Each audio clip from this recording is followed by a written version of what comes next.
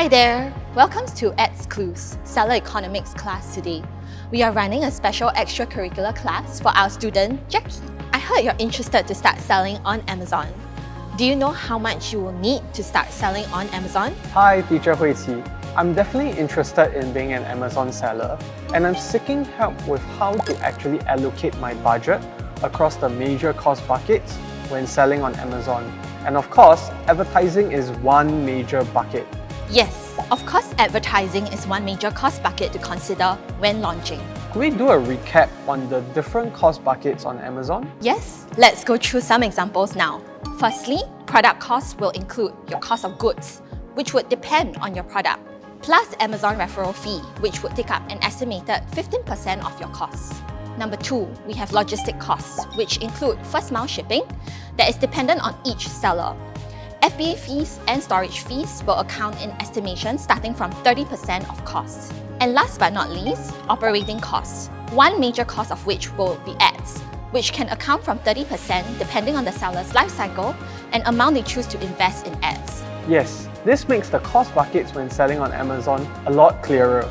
As we can see, advertising cost is one major cost factor that can vary a lot depending on the product lifecycle stage. For many new sellers that are just starting out, or when launching new products, sellers often see high A costs, for example. Yes, it's important to check out how products behave in different product life cycles. When you're just starting a new product, the cost of customer acquisition is going to be high, and sales will take some time to pick up. Yes, indeed. Oftentimes I see really high A costs. Yes, at the beginning phase of selling, you can expect most of your sales to be attributed to ads, and it's normal to be seeing high A costs. We can subsequently take steps to optimize your advertising spends as our sales increase. So, how would you recommend to do this continuous optimization of my ads, and how to allocate my advertising budget? As I'm planning to launch a new product selling on Amazon, and I've seen so much data online. For example, I've read recommendations to start with sponsored products automatic targeting, then to find keywords and to do manual targeting as well.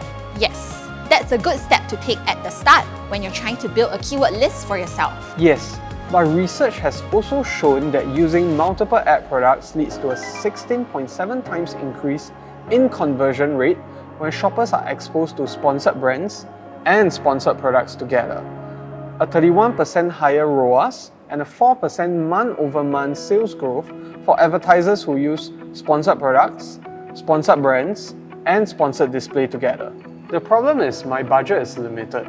So how do I allocate my budget reasonably to different ad products? Yes, of course it varies on a case-by-case basis, but I would like to share a good case study from Apollo CPC Seller Trainers Tips with you. How to set a reasonable budget. Number 1, set the target daily average order volume, referring to the daily average order volume of a benchmark ASIN. Number 2, estimated proportion of advertising units. We want to set it to 80 to 90%. Number 3, our customer acquisition cost per conversion that will equals to cost per click or CPC divided by our historical average conversion rate CVR. And number 4, advertising daily budget equals to our daily average order volume multiplied by our advertising order volume proportion multiplied by our keyword conversion customer acquisition cost, which is number 1 multiplied by number 2 and multiplied by number 3. And number 5, we want to set a target daily click volume, which equals to your daily average order volume multiplied by your advertising order proportion divided by your average conversion rate CVR. Yes, I see. So now how do I actually prioritize which campaigns to launch and which ad products to use? We can see the recommendation here for advertisers to take when launching new products to maximize impressions and exposure to drive traffic to your listing. Here is the budget allocation that we would recommend.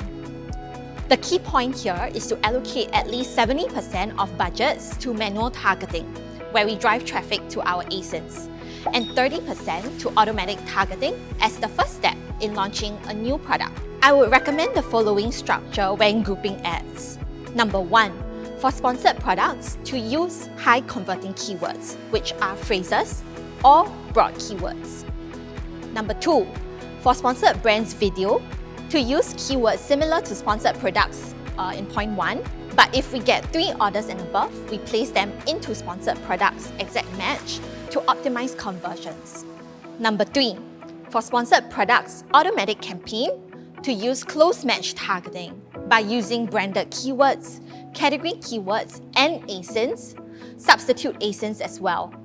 And then subsequently, we can negatively target up to 50 keywords that are irrelevant from the above.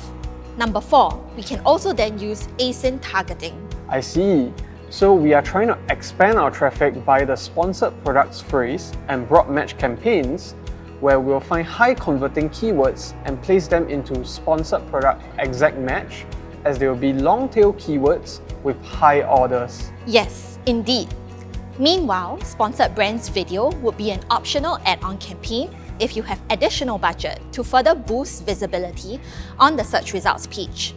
The best practice here is to use your most high-performing keywords from sponsored products and plug and play into sponsored brands video. So, how do we optimize going forward? So, going forward, this is the first step in the start phase of a seller lifecycle, and we are trying to find what keywords, ASIN targets will help us into the growth stage. We can take a step-by-step approach here by clearly separating our campaigns by ads and then targeting type. We can clearly assess the effective rate. For my top generating campaigns, we should increase budget by 25%. For our average generating campaigns, we can increase budget by 15%. And for our lowest performing campaigns, we should lower budget by 25%. And how frequent should we be reviewing campaigns? Would once every 5 days as a review work? Yes, exactly. Due to our consideration periods, I recommend that we let campaigns run for about 5 days to accumulate data and information before we adjust budgets. Yes, I think this is a great step from launching my sponsored products and one more ad product, which is sponsored brands video here. And of course, in the future, when we look to further expand our traffic entryways and to get more new-to-brand customers, we can leverage sponsored brands together with sponsored display. Thank you, teacher. I learned so much from today's Ad Seller Economics class. You are welcome.